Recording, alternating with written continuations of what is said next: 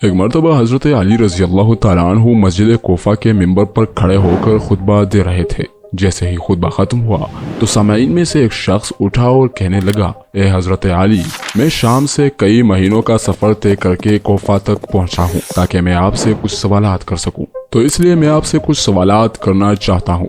حضرت علی نے فرمایا، اے ابن آدم، تم جو سوال کرنا چاہتے ہو بلا جھجک مجھ سے پوچھ سکتے ہو۔ تب وہ شخص کہنے لگا، اے علی، میرا سب سے پہلا سوال یہ ہے کہ اللہ تعالیٰ نے سب سے پہلے کس چیز کو پیدا فرمایا؟ میرا دوسرا سوال ہے کہ آپ مجھے کائنات کی 10 طاقتور ترین چیزوں کے نام بتائے۔ میرا تیسرا سوال یہ ہے کہ وہ ایسی کون سی چیز ہے جو سانس لیتی ہے مگر اس میں گوشت یا خون ایسی کوئی چیز نہیں ہے۔ میرا چوتھا سوال یہ ہے کہ اللہ تعالیٰ نے سب سے پہلے آسمان کو کس چیز سے پیدا فرمایا؟ میرا پانچواں سوال یہ ہے کہ آپ مجھے 7 آسمانوں کے نام بتائے۔ میرا چھٹا سوال یہ ہے کہ آپ مجھے آسمان کے تالوں اور ان کی کنجیوں کے بارے میں معلومات فراہم کریں۔ میرا 7واں سوال ہے کہ مجھے زمین کی سب سے بہترین وادی کا نام بتائے۔ اس کے بعد میرا 8واں اور سب سے آخری سوال یہ ہے کہ اس روئے زمین پر جو سب سے بدترین اور بھیانک وادی ہے اس کا نام کیا ہے؟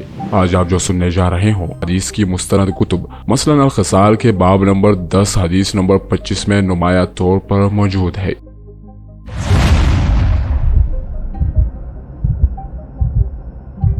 جب اس بندے کے سوالات پورے ہوئے تو حضرت علی رضی اللہ تعالیٰ عنہ نے فرمایا، اے ابن آدم، تمہارا سب سے پہلا سوال یہ ہے کہ اللہ نے سب سے پہلے کس چیز کو پیدا فرمایا تھا؟ تو تم جان لو کہ اللہ تعالیٰ نے سب سے پہلے نور کو پیدا فرمایا تھا۔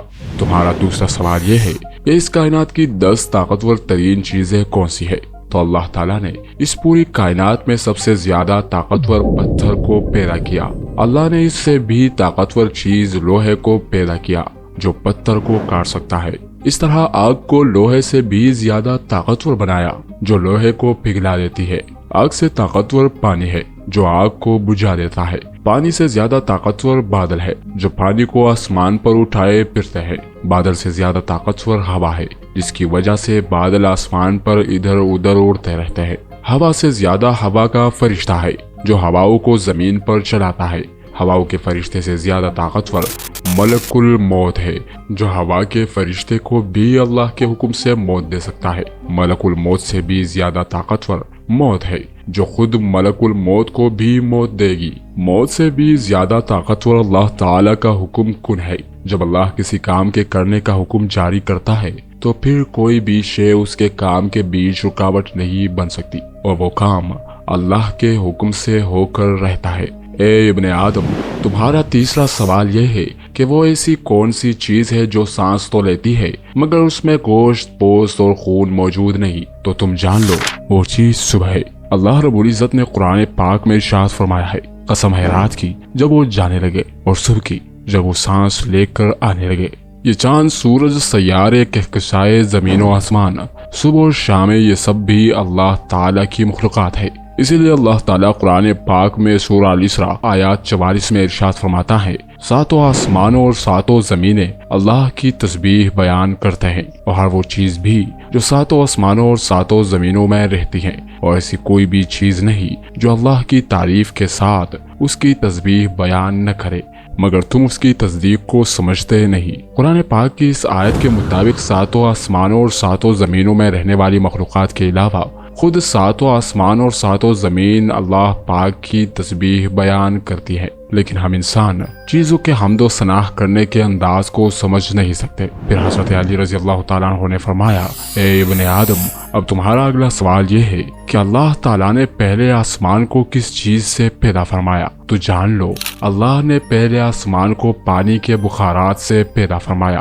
بخارات پانی کے اس بھاپ یا دھوئے کو کہتے ہیں جو پانی گرم ہونے کے بعد نکلنے لگتا ہے۔ اللہ تعالیٰ نے اسی بھاپ اور دھوئے سے پہلے آسمان کو بنایا ہے۔ تمہارا اگلا سوال ہے کہ تمہیں 7 آسمانوں کے نام بتائے جائے، تو جان لو کہ اللہ پاک نے پہلے آسمان کا نام رفیع رکھا ہے اور اسے پانی اور دھوئے سے تخلیق کیا ہے، اور دوسرے آسمان کا نام قیزوم ہے اور یہ رنگ میں تانبے کے رنگ جیسا دکھتا ہے۔ تیسرے آسمان کا نام معروم ہے اور یہ سرخ مائل خاکی رنگ کا ہے۔ چوتھے آسمان کا نام ارفالون ہے، یہ آسمان چاندی کے رنگ جیسا ہے۔ پانچویں آسمان کا نام ہائرہون ہے، اس کا رنگ سونے کے رنگ جیسا ہے۔ چھٹے آسمان کا نام عروس ہے، یہ سبز یاقوتی رنگ کا ہے، اور پھر ساتویں آسمان کا نام اجما ہے اور اس کا رنگ سفید موتی یعنی نور جیسا ہے۔ تمہارا اگلا سوال کہ تمہیں آسمان کے تالوں اور ان کی کنجیوں کے بارے میں بتایا جائے، تو اے ابن آدم جان رکھو کہ آسمان کے تالے اللہ کے ساتھ شرک کرنا ہے۔ جو اللہ کے سوا کسی اور کو اپنا معبود بنائے گا تو یقیناً اس کے لیے آسمان کے دروازوں کے تالے کبھی نہیں کھلیں گے۔ ان دروازوں کی کنجیاں موت کے وقت یا اس سے پہلے سچے دل سے لا الہ الا اللہ محمد الرسول اللہ کی گواہی دینا ہے۔ ناظرین، بخاری و مسلم کی احادیث کے مطابق اللہ نے ایک آسمان سے دوسرے آسمان کی طرف جانے کے لیے مختلف دروازوں کو تخلیق کیا ہے۔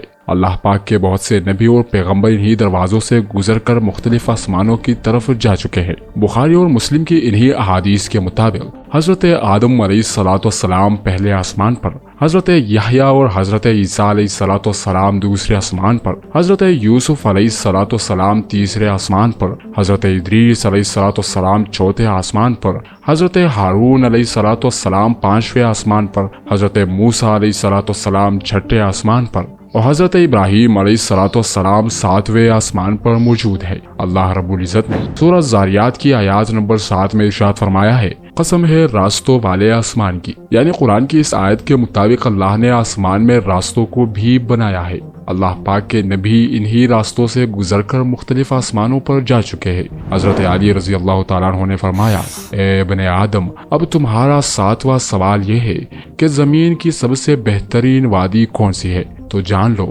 زمین پر خوبصورت ترین وادی سراندیب ہے، کیونکہ اللہ تعالیٰ نے حضرت آدم علیہ السلام کو آسمان سے اتار کر سب سے پہلے اسی وادی میں بھیجا تھا۔ معزز ناظرین، یہ وادی موجودہ دور میں سری لنکا میں موجود ہے۔ پھر حضرت علی فرماتے ہیں، اے ابن آدم تمہارا سب سے آخری سوال یہ ہے کہ اس دنیا میں سب سے بھیانک اور بدترین وادی کون سی ہے؟ تو حضرت علی نے آدمی کے اس سوال پر یہ بیان فرمایا کہ دنیا کی بھیانک اور بدترین وادی یمن میں موجود ہے۔ اس وادی کا نام برہوت ہے، کیونکہ یہ وادی جہنم کی وادیوں میں سے ایک وادی ہے، جہاں پر مرنے کے بعد کافر اور مشرک لوگوں کی روحوں کو عذاب دیا جاتا ہے۔ اس وادی میں روحیں رو رو کر اللہ سے معافی کی فریاد کرتی ہیں کہ اے پروردگار، ہم نے دنیا کی رنگینیوں میں کھو کر تم سے منہ موڑا اور ہدایت کے ہوتے ہوئے بھی روئے زمین پر گناہوں کو عام کیا۔ اے اللہ، تو ایک بار پھر ہمیں دوبارہ دنیا میں بھیج دے، ساری زندگی تیرا ہی حکم بجا لاتے رہیں گے، لیکن افسوس اب وہ وقت گزر چکا ہوگا۔ ان کے رو رو کر معافی مانگنے پر بھی اللہ انہیں معاف نہیں کرے گا۔